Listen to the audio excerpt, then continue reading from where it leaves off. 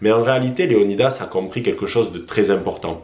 Il a compris que le sacrifice n'était rien sans qu'il y ait cette idée de transmission, sans qu'il y ait l'histoire derrière.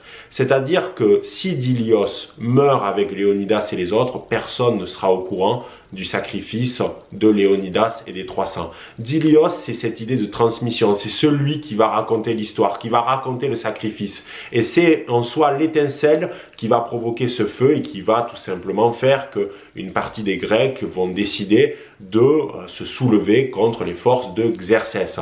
Dilios, il a cette mission qui est capitale, celle de la transmission, qui fait qu'après on rentre dans l'histoire, on rentre dans la légende. Et d'ailleurs, Xerxès a très bien compris ce risque-là, puisqu'à un moment donné, lorsqu'il a une discussion avec Léonidas, il lui explique qu'il va détruire l'histoire de Sparte, que plus personne va connaître cette cité, qu'il va effacer le souvenir même de cette dernière, que tout le monde oubliera le nom de Léonidas et des 300. C'est son but parce qu'il a très bien compris que le sacrifice de Léonidas, c'est certes une défaite militaire dans un moment A, mais ça va créer une sorte de, presque on pourrait dire de propagande, de légende qui va galvaniser le peuple entier de la Grèce et qui va décider de se soulever et de se battre. Et c'est ça qui est extrêmement important, c'est cette idée de transmission. On donne aux générations futures un espoir, un message qui va les galvaniser pour d'autres combats. C'est-à-dire que le combat de Léonidas et des 300, cette cause perdue, combat contre David et Goliath, en fait, il va trouver un écho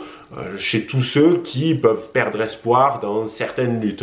La garde meurt, mais elle ne se rend pas. C'est vraiment cette idée. Les 300 meurent, mais ils ne se rendent pas. Ils vont jusqu'au bout, parce que c'est leur honneur, parce que c'est la défense de leur patrie, parce que c'est pour des grands idéaux qui nous dépassent, nous, notre simple existence, et que à partir de leur sacrifice, il y a un grand mouvement qui va se mettre en place, qui va voir le jour et qui va potentiellement sauver la Grèce des mains de Xerxès. Et c'est là que 300 nous dévoile des messages qui sont très intéressants, la défense de la patrie, la défense de ce que l'on aime, de nos proches, de notre foyer, de notre culture, la défense également de certains idéaux qui nous dépassent, et c'est ça que nous montrent Léonidas et les 300 avec leur barreau d'honneur, leur sacrifice ultime.